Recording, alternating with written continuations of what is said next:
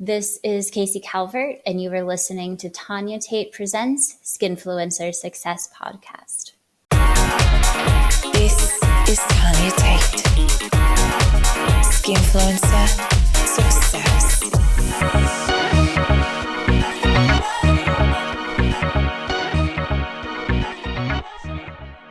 Yes, you are listening to Tanya Tate Presents Influencer Success podcast. So, how can you find opportunities to direct movies within the adult industry? My guest is an award-winning adult industry multi-hyphenate, working as a performer, director, writer, producer, and content creator. Welcome, Casey Calvert, to the Skinfluencer Success podcast. Thank you. I'm super excited to be here today. You're so cute. As I started the introduction, I could just hear you just like giggling. I was like, oh, she's so cute. It's so nice. I'm so honored that you're on here, Casey. I'm just like, I'm going to have to say, I see you as an amazing woman. I see you as super smart, super talented, super successful. And I just love the energy that we're going to have today and getting you to share all of those successes and all of those things with all of our listeners and watchers on the video as well. Yeah, thank you. Thank you too. So I want you to introduce yourself. Who is Casey Calvert and how did you get started in the industry? Yeah, I actually think you gave me a great introduction. I do all of those jobs. I have many jobs. I got my start in the adult industry a little bit over 10 years ago now. I was working as a fetish model in Florida, and I was doing that while I was in college. I graduated from college, didn't exactly know what I wanted to do, but I knew that I loved modeling and loved being naked on the internet, and decided to move out to LA to do porn. And I have somehow found myself here in this really cool place where I get to do all of these different things within this industry that I love so much. That's just great. How did you first get started then doing like the fetish modeling back in Florida?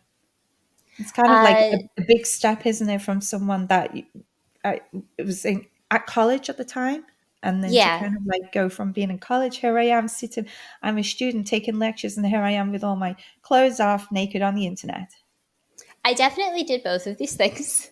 I wanted to explore my sexuality, and I realized that doing it through fetish modeling was a way for me to work with professionals and be in a safe, creative environment.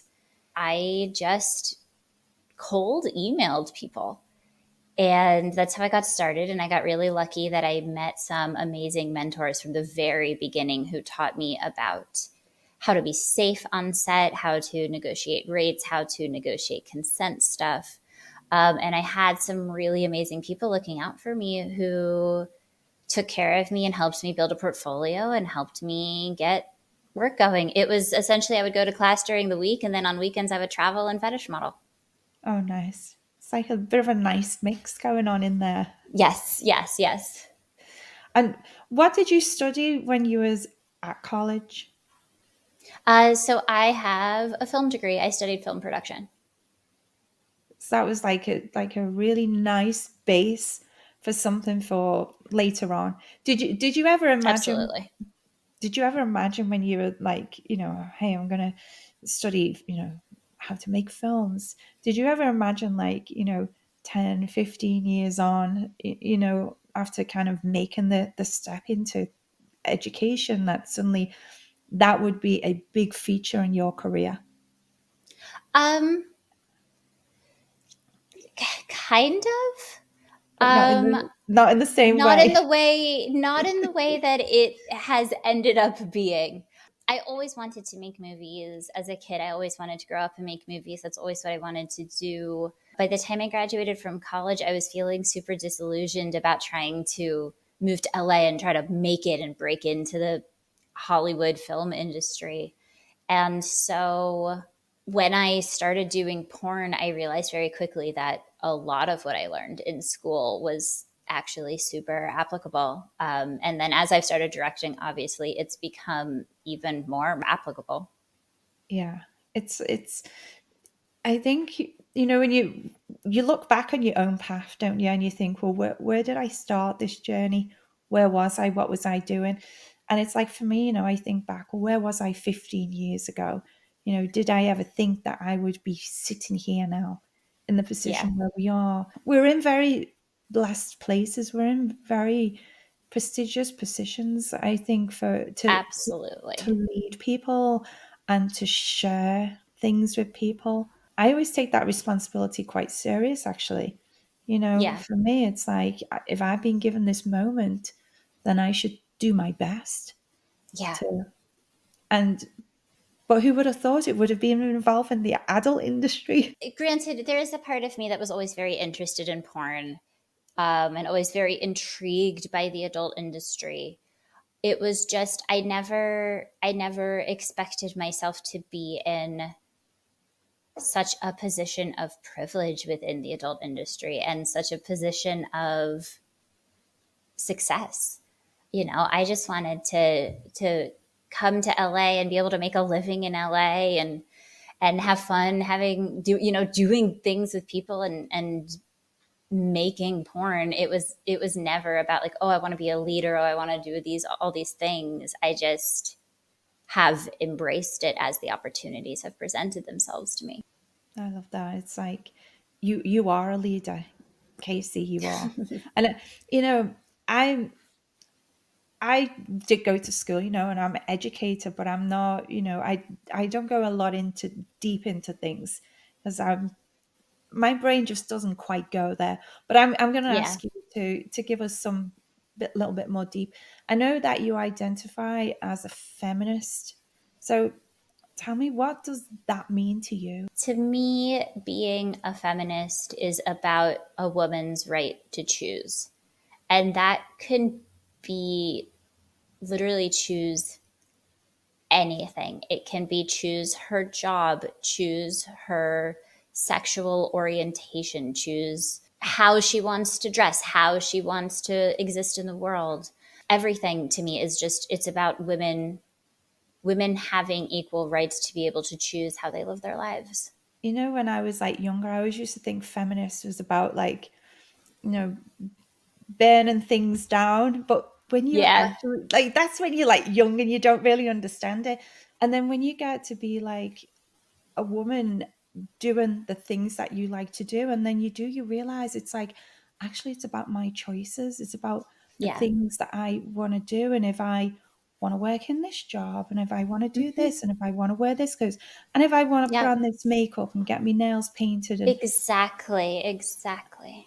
and I'm doing it for how it makes me feel. I'm not like doing it because it's like, oh, hey, guys need to look at my nails. Well, actually, how do I feel when I have my nails done? How do I Yeah. feel when the guys and the girls are looking at my nails? How does that make me feel? And that's what it's all about. And we are women, and we are in, places of privilege.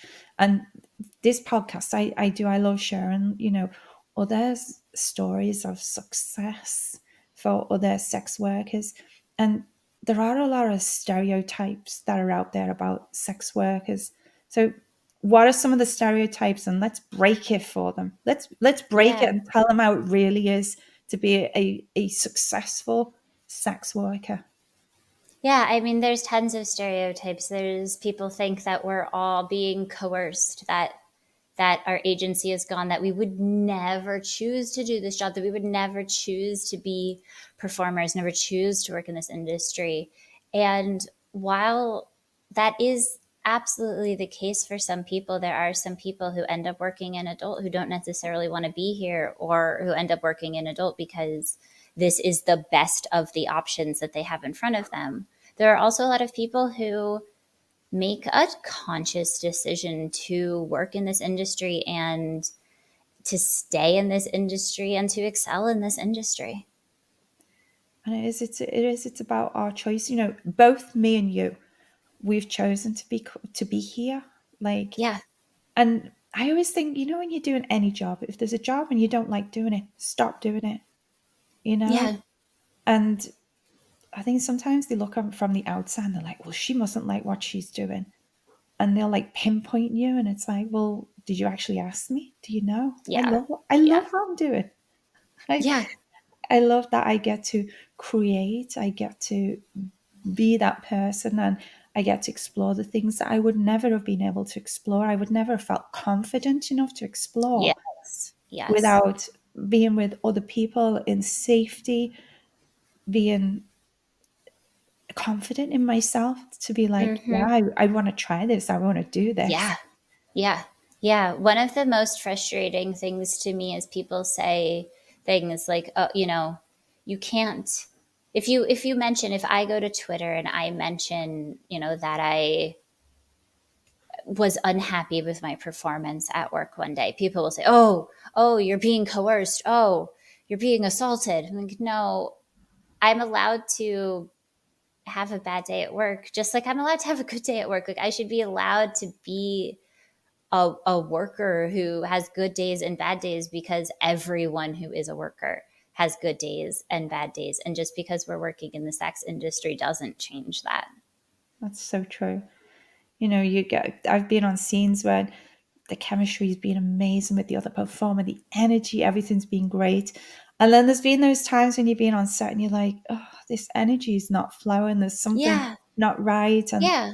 the partners, I always would find if they're not looking at me, they're not Mm-hmm. interacting with me, and they're too busy looking at the ceiling or the cameraman. And I'm just like, okay, this Yeah. guy doesn't want to be here. Yeah. But that doesn't mean anything bad happened. It just No. means that it was just like a regular old day at work. Yeah, it was just, sometimes your colleague might come in and you say good morning and they're grumping at you. Yeah. Doesn't mean that you're going to be grumping back. It just means that you're like, well, I'll go and talk to this person over here instead. Yeah. It's just when you're being intimate with someone, if the person's not giving you the chemistry, you find it in yourself. Like Exactly. Yep. you I bring it out.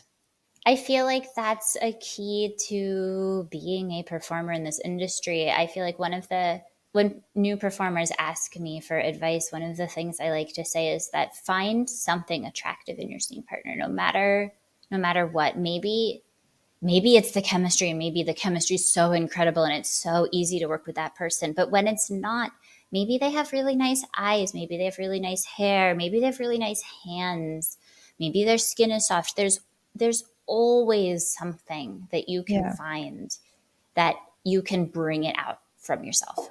Yeah, I remember I asked that many, many years ago to a good friend of mine, a Czech performer called George Yule.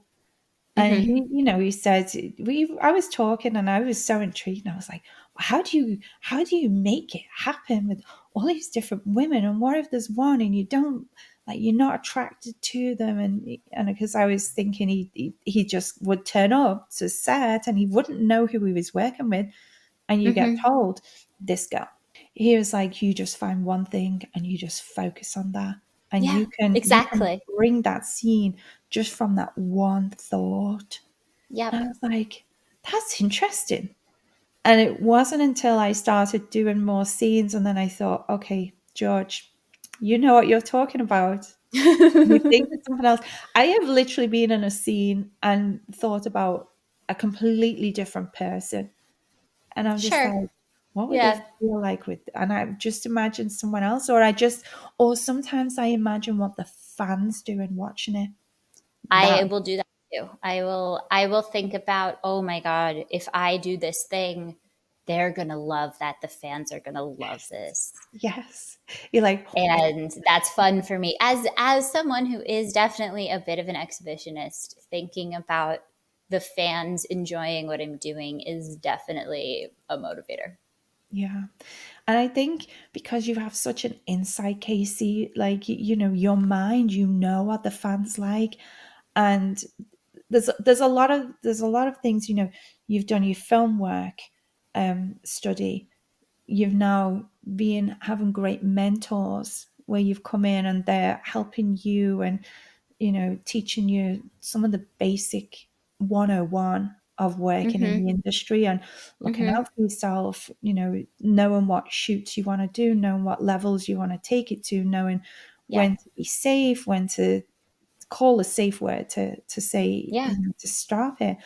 And now you're like, okay, so now we're moving on, and you're getting into the point where piracy was big. And is that when you started thinking outside the box and you started producing a lot of custom movies for your fans? That's exactly when. Um, Free porn on the internet and Pornhub starting to really become a thing happened about 18 months into my career. And I was just trying to think about future proofing my job. And I was getting requests from fans to make custom videos from very early in my fetish modeling career. Customs for a very long time have been a part of fetish modeling, and I would always decline them. I didn't want to do that. But as I started working in porn and continuing to get these requests, it was like, wait a second, there could be a whole business here in this. And you can't pirate this kind of personalized experience. So I started really doing customs in 2014. Yeah. I think a lot of people do them now. But back then, very few people were doing them. And I would take custom requests for other performers and have other performers come over and shoot them doing whatever the client wanted to see and then pay them. Mm. It was always, just very within reason, obviously. Whatever the fan wanted to see and could pay for, we would create. And it could be essentially whatever. Yeah. Just wherever was in their mind, their fantasy, Exactly. and I I have my website. When I started off, I was making adult movies, and then of course, a lot of the adult performers had accounts on StreamMate, so we'd have the Mm-hmm. account on StreamMate, and I had the TanyaTate.com website, which I've still got. I just no longer gets updated. And Right. on there, the fans could come in and you could you could literally stream like a live show on your members area Mm-hmm. in your website. And those fans that would come across, they would start asking for custom movies. And I did, well, I still do produce Yeah. custom movies, but mine are all solo. Yeah. I guess there are some guys that ask for boy, girl, girl, girl, but then they're, Sometimes. yeah, Honestly, most of mine are also solo, not necessarily by choice, but by request. Yes, occasionally I get some girl ones. Occasionally I get some boy girl ones. That's very rare. yeah, When it's boy girl, it's usually a POV kind of situation. right, yeah, But most of it is solo. Most of them want me to just talk to them, say the things they want me to say. Sometimes I say their name, and they're most of them are relatively simple. I think a lot of fans think that custom videos have to be crazy and outrageous and extravagant. But if you just want to hear somebody moan your name, that yeah, can happen. yeah. That can definitely happen, guys. Yeah, yeah, You are listening. It's like, yeah, make us into your own personal little director. yeah. It's it's and I love that. This is really nice that the fans are building the skills up in us, by the fan reaching out and be like, hey, Casey, I would like this. I would like you to make this video for me. So it's kind of like it helps us grow as performers as well, in knowing Absolutely. what the fan likes, what other fans might like. Um, Mm-hmm. and for us to just, if I'm like, well, what solo movie shall I do today? I'm feeling like I'm ready to get some action in, and what shall I do?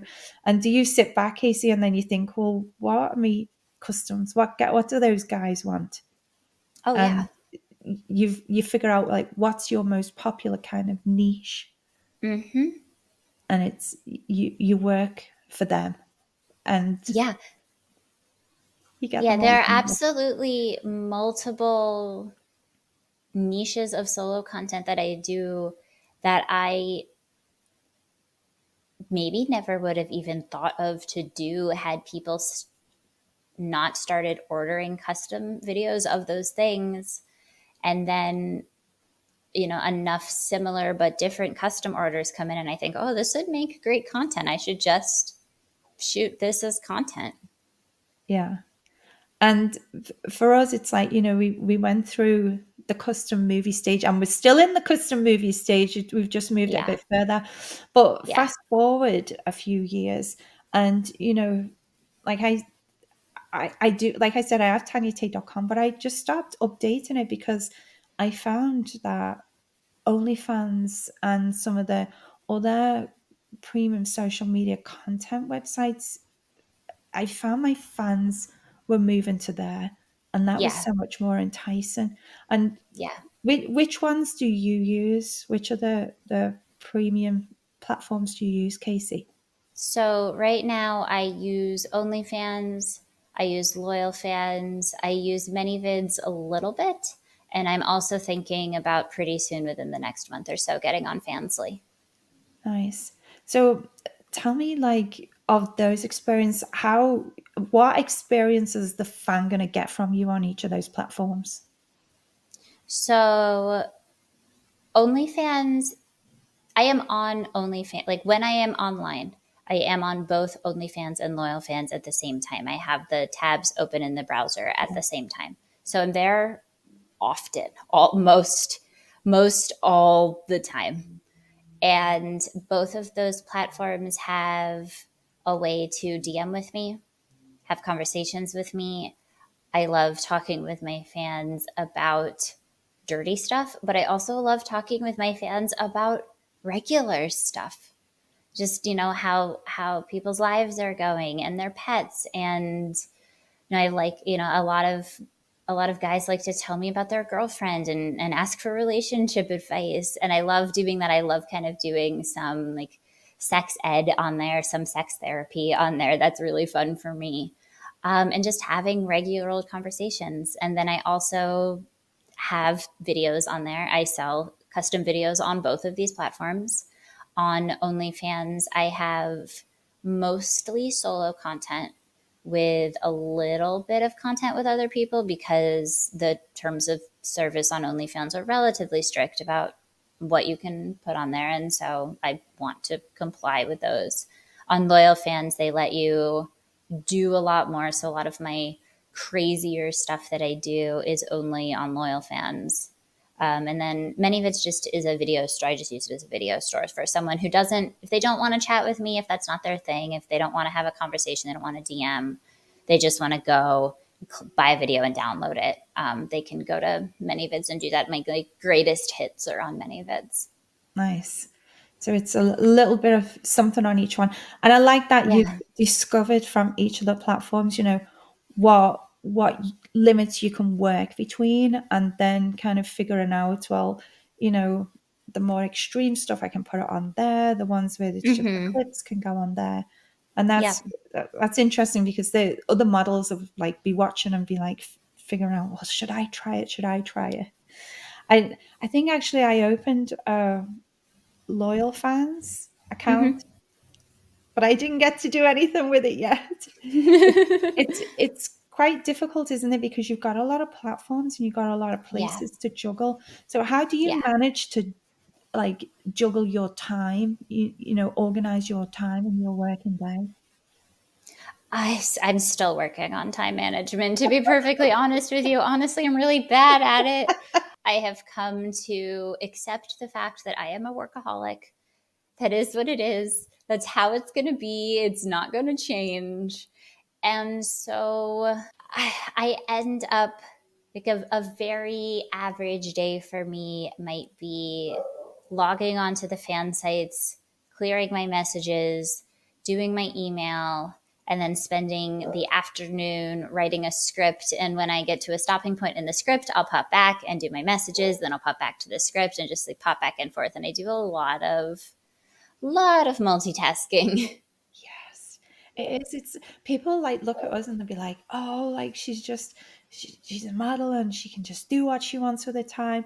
Well, yeah, we're stuck on our computer. I've got the computer. I've got the phone. My messages go Yep. to Oh yeah, my both. phone's right here. Yeah. It's like we're both like, "I'm just checking. Is anything I coming through?" know. I turned off my notifications while we were recording so I wouldn't see something pop up on the screen and get distracted. It does, doesn't it? It's like I can see something that someone sent me a message and it's sitting at the bottom of my screen and I'm like, "You'll have to wait. You'll You'll have to have to wait wait. Yes, you'll have to wait. Yeah, it's a few more minutes." a lot of people do think that we have incredibly luxurious lives and we're just rolling around in our giant piles of money in our mansions, just living in lingerie, always ready to go no matter what, having the best time. And really what we are business people. Yes. We are small business owners, and because so much of our business is about our physical body, we can't hire a bunch of employees because we can't replicate this. Yeah. So we're very busy. Like a lot of your favorite content creators are very, very busy people. Yeah. They might only show the really fun stuff on Instagram, but I promise you they're like scanning in those 1099s to send to their accountant. It's just, Yeah. that's what you do. Yeah. It's like when it's like accounts time for me, like the last time it was accounts time, it took me like 90 days because Oh, it's just it's there and you pick it up and you start it and then something comes important in, or yeah, I'm doing a video chat, or yeah, and I'm like, okay, put it down, and then it's dinner time and you're like, yeah, okay, I'll come back to and it my account sat on my table for like a whole month and I just did a little bit by a little bit each day. I got it done. I was all within the time. It was great. But it's we are business people and we do our yeah, taxes. We yeah, do everything. It's we have to make sure that we're on it all yeah, the time. And yeah. it's hard to like take a vacation, isn't it, Casey? Let's be honest. Oh God, I'm bad at that. I am so bad at taking a vacation that I honestly couldn't tell you the last time I took a completely no work vacation. Oh, That's so stressful to me, because if I'm not working, I'm not making money. So how do I yeah, pay for my vacation? yeah, And I can do things like go travel to Portland. I don't know, I'm just throwing it out there. I can go travel to Portland. I can shoot with my friends while I'm there and then also have a vacation. yeah. But then it's not a full vacation. I still was Work. on camera. I still did work. Also enjoyed some free time traveling, but Yeah. that's normally what I do. I'm bad at vacations. It is though, because it's like I know I'm on OnlyFans and I'll wake up and I'll go and start scrolling through the messages and have all my content, and I do a lot of post date stuff. So a lot of it Yes, will go off and then I'm yes, interacting. Um yeah, so you can prep stuff before you go away, but once you're there, it's like you still gotta pick up that phone and yeah, jumping on and off. So yes. You still have to answer messages. You still have to be available. For me, there's a million reasons why the idea of turning off my phone gives me so much anxiety. I honestly, like, I'd rather just have a working vacation than turn it off. If I turned it off, I'd have to let a lot of people know, like, by the way, I'm not going to have my phone. You will not be able to reach me. yeah, and then it'd be like, "Where's my phone? Exactly. Oh, yeah, Where's I my just want to look at I just want to look at Instagram for fun. phone?" Oh my goodness. We're doing our custom movies, and Yeah. now more opportunities are arising for you, Casey. So tell me, how did you first get into producing, directing movies for other companies? So it was early 2019, like around like January, February 2019. and Adult Time needed a new director for Girls Way. I'm friends with these people. I have performed for Girls Way a million times, and they just kind of reach out to me. There wasn't necessarily this moment where I like put my name in the hat. I offhandedly mentioned it to a couple people of, oh, I might be interested. It sounds like something I might want to do. It sounds like something that I might be good at, but I didn't make any sort of official formal request. Yeah. And then they reached out to me and asked me to do a couple test shoots, which I did. And then they hired me to direct full time for them. Nice. And that got it all started. Good. They're a great company to shoot for. I've never directed for them, but they're a great company, and I love the scenes are kind of well thought out, and they're more of a feature scenes rather than gonzo. They're not quick straight into it. There's a lot of thought gone into it, and there's a lot of dialogue running through it. And were you already writing scripts at this time? Because there's a lot that you have to put into an Adult Time script. So when I was directing for Adult Time, most of the scripts were provided to me by the company. Honestly, I wouldn't have been able to write that many. It was too many. I wouldn't have been able to keep up.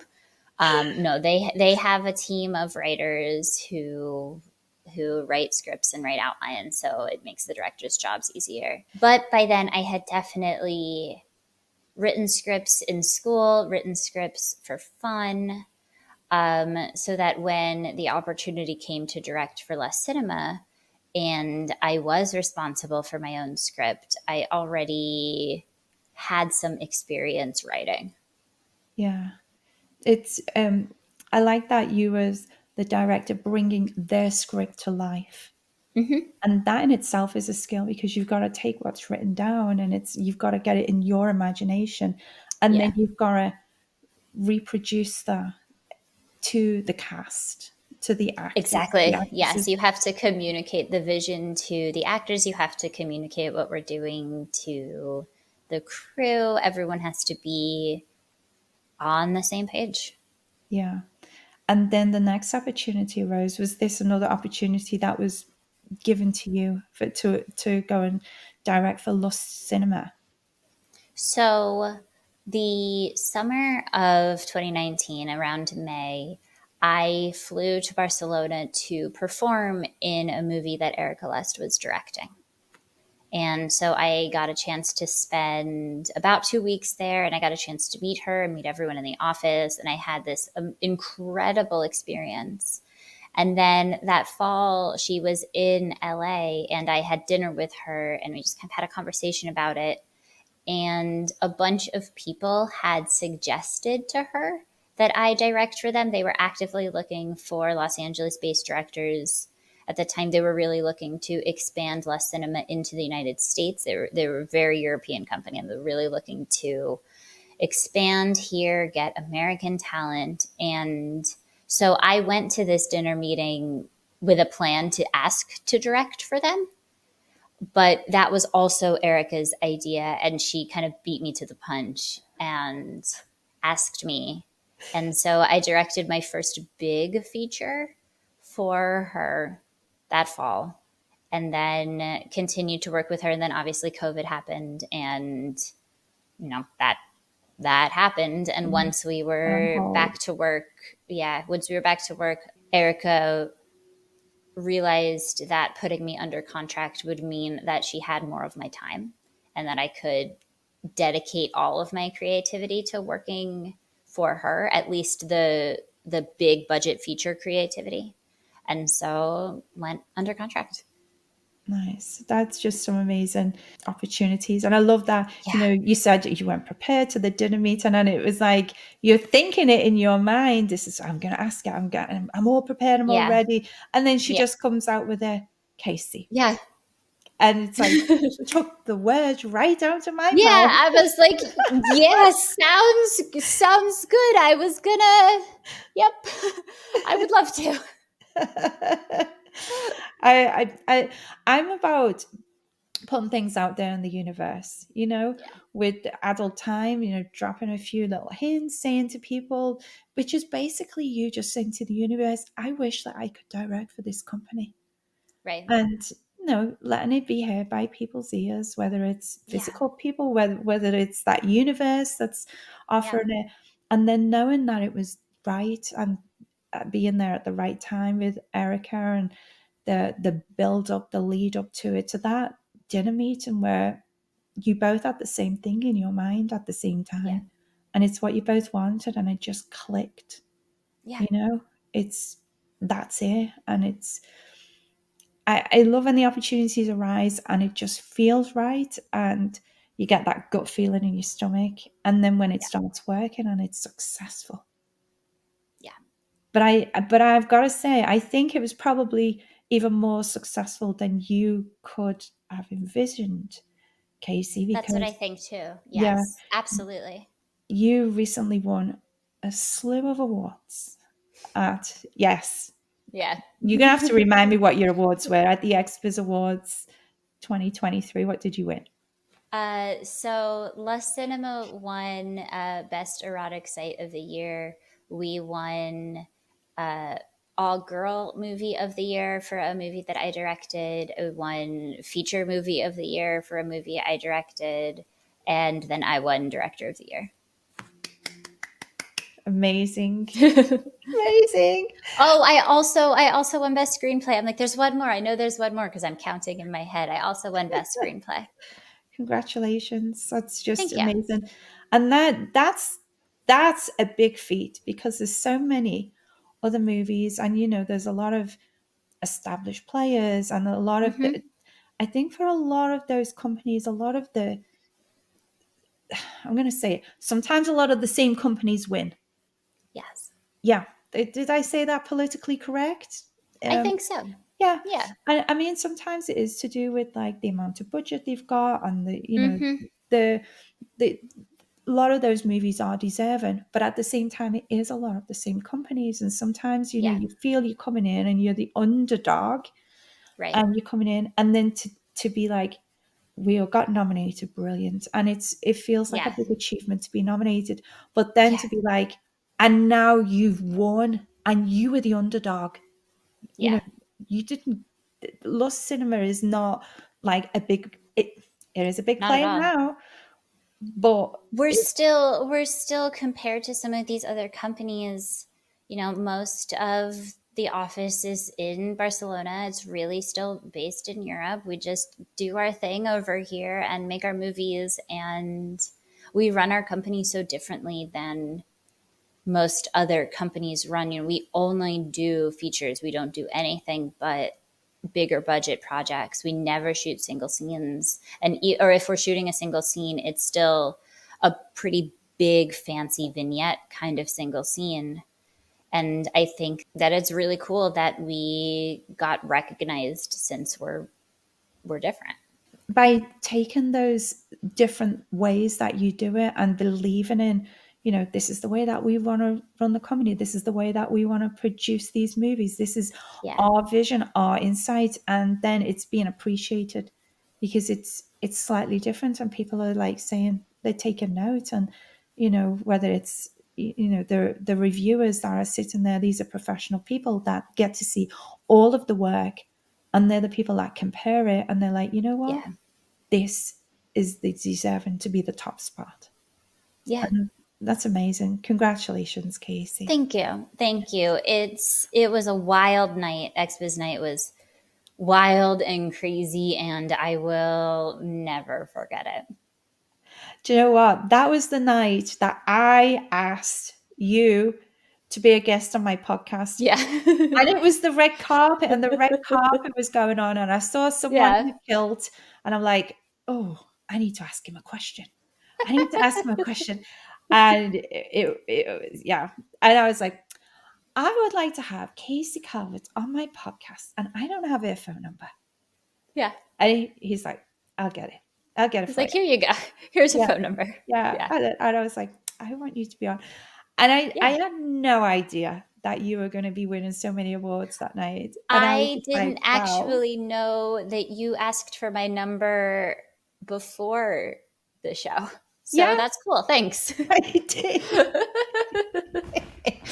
Yeah, because I think it was might have been a day or two later when I finally got to text you. But Yeah. yeah, that was me. Like, I want a number. It's like, make sure, yeah, we swapped numbers, right? Okay, find out for me. And then when I Yeah. started, then he was like, yes, and I was like, okay, now I'll just do my research. I was like, wow, she won all these awards. I was like, Convenient amazing. timing. Yes, it was. It was. I must have known. Like, it was like Tanya Tate, successful people, a successful woman. Get Casey on it. She's like, I know. And being a director, it's not as easy as it sounds. I I directed movies, but mine was for Philly Films, and they were Mhm. very small. I'm sure did you work for Philly Films? You probably, maybe. I never did, but I am familiar. You're familiar. So Philly Films they were like little tiny, cute little vignettes, and it was like a little Yeah. tiny lead-in story, and then it was straight into the action. And Yeah. I loved it that I was asked to direct movies for them. I didn't go to film school. I didn't have all big skills in screenwriting, and so for me that suited me. It was kind of Yeah. cute, and it was a place for me to kind of live out my fantasies. And Yeah. so there's being directors on different levels, but there are a lot of challenges being a director. And talk to Sure. me about some of the challenges and how you overcome them. Oh, there's specifically being a director in the adult industry comes with a million challenges. It's things from the talent pool is relatively small. The number of people in this industry who are actively interested in wanting to work for other companies, who want to be on set, who want to act and do dialogue and have dialogue only days and want to play a character. There's only so many people in this industry who want to do that, who are good at that. Things like working with adult industry budgets. I'm really lucky that I get some of the biggest budgets in this industry, but they're still in the scope of making movies, very small budgets. Booking locations is so hard. There's so much stigma. Nobody wants adult at their location. Yeah. There's just a million little challenges that come with this job. But really, to me, I find that most of the challenges are very similar to producing any other film. That it's really not any different, and that's really how I approach directing. I really don't approach what I do from the perspective of I am making a porno that happens to have a story. I approach it from the perspective of I'm making a movie. It happens to have explicit sex in it. And to just move forward with those challenges, and to just, as each one come along, you You just take care work of around it. it. Yeah. Yeah. Yeah, you just produce the movie. If a location says no, you find another one. If a performer's unavailable on the dates that you need them, you try to work with their agent, or you work with them, or you find another one if you have to. Like, you do what you do to get what you have to do to get the movie done. Yeah.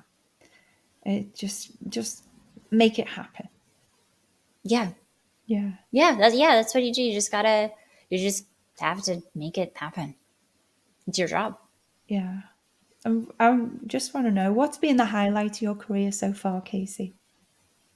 Oh, it's so egotistical, but honestly, probably not specifically winning, but that entire XBiz night was so crazy.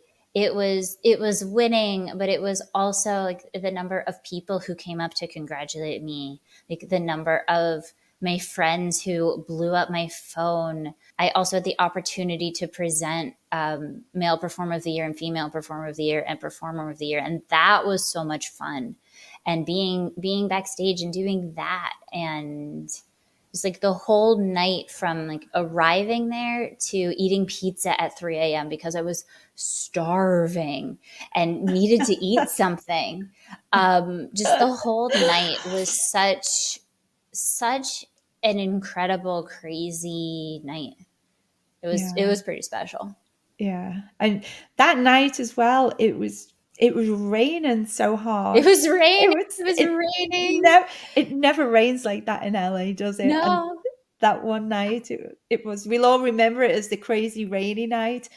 Yeah. And Casey's like, yeah, I remember there was a little bit of Yeah. rain, but No, everything there was a lot of rain.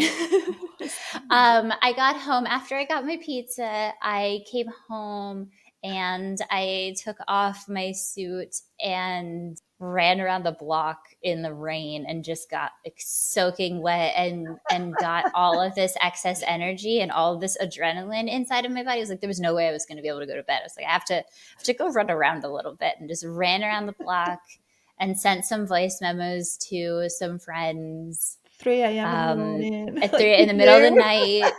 There's me running around. The rain, I actually think maybe made it better because it was so unique. Granted, the rain before the event, that was stressful, that was annoying, but after the event, I didn't care at all. It's kind of refreshing thinking about just like running in the rain when you've had such a crazy, exciting high night. Yeah, And then yeah, it's it over was and you've got, pretty kind of a movie moment of me just like running in the rain. I just got visions of you now, just slow mo in like a little Yes, like shorts and sports top and just kind of running and splashing. running. And it's Yeah, just like, oh. yeah, exactly that vision. I'm expecting to see that later in one of your movies. It might be. You never know. If only it was easier to make it rain, then I think you'd probably have to go back to Barcelona for that. That might be a little yeah, bit easier to get that scene yeah, it might be. happening out Yeah, there. yeah. It's just like going to the rainy season over there. Oh I my mean, goodness. I did shoot a film where we made it rain. We got a rain machine and we made it rain. It was cold. I felt Oh, so bad for those performers. They were so cold in that rain. But it looked beautiful. yeah, well, maybe doing the rain machine in LA probably wouldn't seem such a big deal actually, because at least you've got the heat, as long as you've not got the bright sunshine to go with it. Yeah, we did it at night and it should have been plenty warm. It was plenty warm during the day, but by the time it got dark that night and the water coming from the rain machine was cold, that Oh, after about 15 minutes, they all started to get really cold. you're like, do it for the love. Do it for the love Oh, of the movie. they all did an incredible job, and I only kept them in there for maybe 25 minutes. So Yeah, they didn't suffer too bad, and I had a hot shower and I had a spaghetti dinner waiting for them when we were done. nice. Yeah, So that's nice. everyone was fine, but I did apologize to all of them. I was like, I'm sorry. That was colder than I was expecting it to be.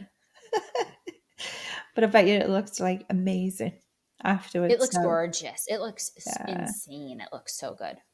Do you know what? It just reminded me, years ago there was a company, and I can't remember the name, and I did a scene with Jordan Kingsley, and it was in an old warehouse, and they had the sprinkler head, Oh, and cool. they turned the sprinkler head on, and it wasn't really that cold.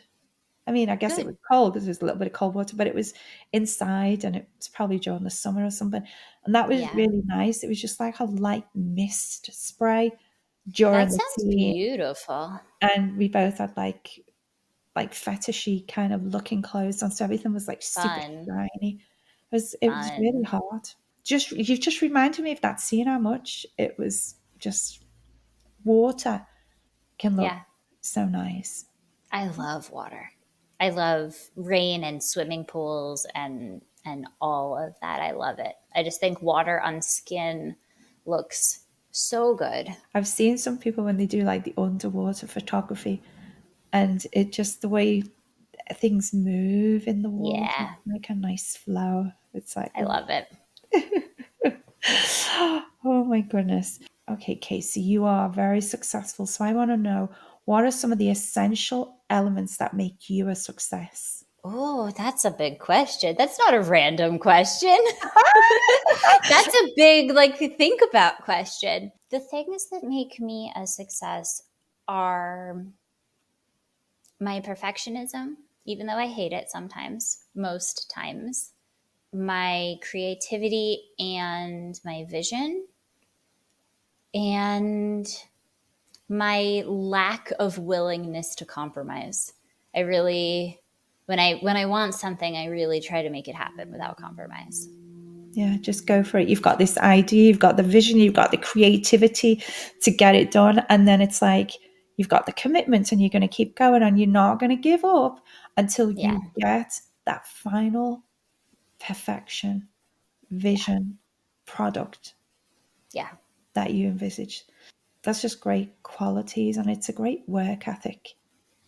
It's like, yeah. I guess you could even say like my work ethic is a reason for my success. I'm a workaholic. That's what it is. And I wouldn't be here if I wasn't so apt to be a workaholic. I think that if I approached things from a more lackadaisical perspective, I wouldn't have had all of the success that I've had. yeah. And I think for you as well, finding good mentors for you. You found good Yeah. mentors. You've got like business mentors. With your agency, is Yeah. that some of the things that have is part of your success route as well? Absolutely. My agent, Mark Spiegler, is absolutely part of my success. My partner, Bryn Pryor, is absolutely part of my success. He also goes by Eli Cross. I didn't just say his legal name out of the blue. He I didn't uses want to both of his say it. names. I No, didn't no, want to say it because I'm like, I he uses forgot which both name of it his is. names. He uses all of his names for different jobs. He mostly goes by Eli Cross, but he also is sometimes Bryn. Sometimes he's Mark. Sometimes he's Mark Logan. But he absolutely has taught me so much about the industry and so much about filmmaking. And a lot of people, there's been so many people. I couldn't do what I do. There's so many people. Nina Hartley was incredibly important to me when I was getting started in the industry. She taught me so much about how to take care of my body and how to take care of my mental health. My assistant Bo and my assistant director, so helpful. I couldn't function without them. They take care of me in so many ways. I definitely have my little army of people who support me. And it's about having a support team as well, and Yeah, a good support team. People that have the skills, people that are willing to support you, that are there, that you can rely on.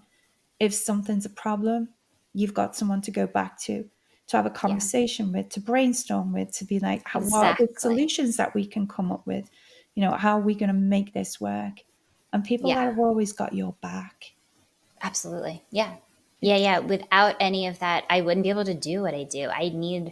I need people to brainstorm with and bounce ideas off of and help me produce things and help me write things and help me pick up my dry cleaning. Like all of it, I need help with everything. And I love all of these people who I have who are my support team. Yeah, it's just amazing.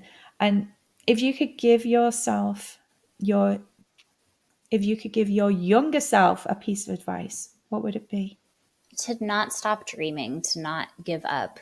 Younger me spent a lot of time worrying about the future and worrying that the things I wanted to do were too big or too fancy or too out of reach. And I would just tell younger me to not worry about that sort of thing and do what feels right and do what feels good in my heart. I love that. It is when you're younger.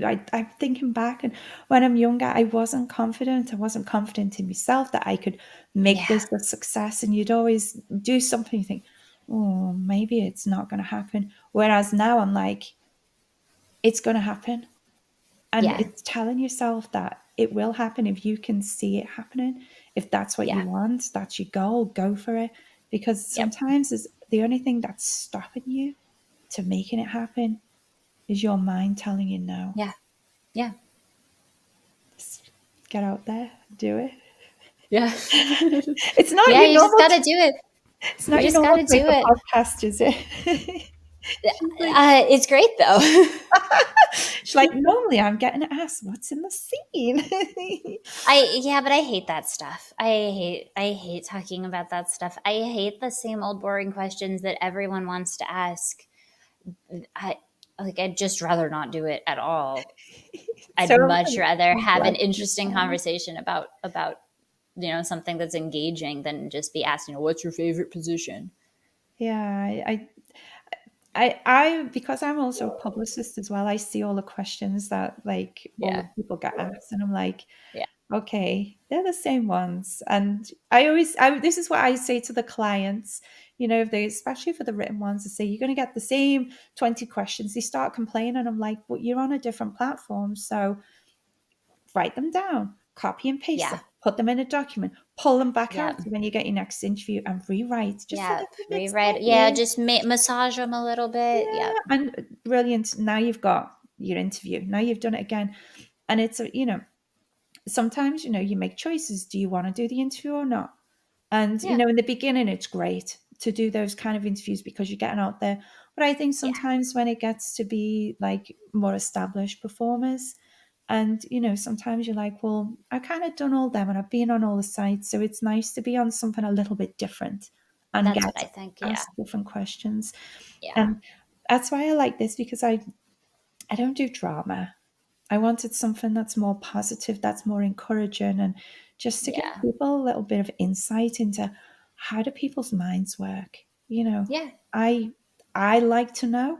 I like to know, what makes you successful, and I know other people want to know. Yeah. Because people, by listening to how other people are successful, it can inspire you to be successful.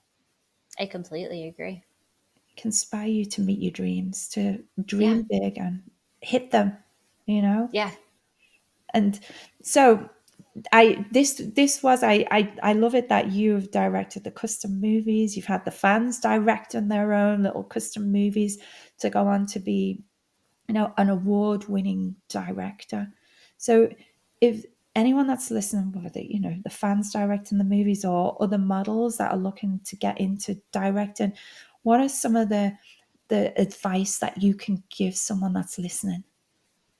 The number one advice is to just start writing ideas down.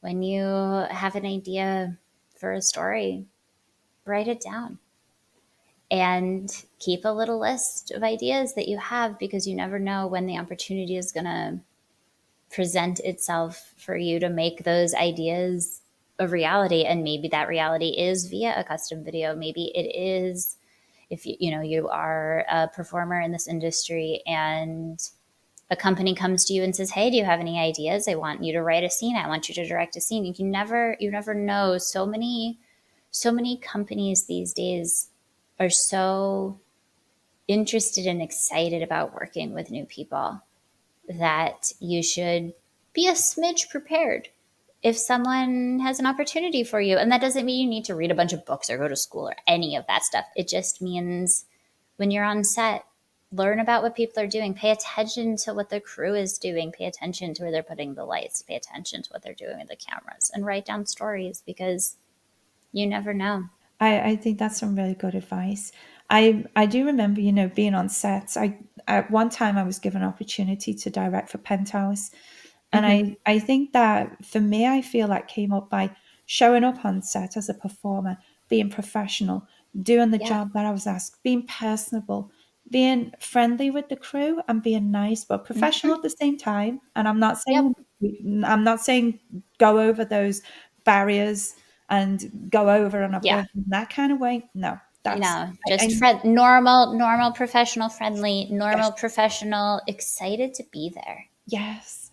And I think when you believe in a product and you're there and you show the whole of the crew, from the makeup artist to the light guy, to the director, to the people in the admin, where everyone that meets you, you leave a good energy. And they're like, oh, remember her? Oh, she was really nice. I always find for me that really works by just being me. Just being Yeah. me, being out there Yeah. and taking an interest and asking questions. And then when Yeah. opportunities do come up like that, and then you're a person that they remember. And Exactly. you know, you're there in their sight, and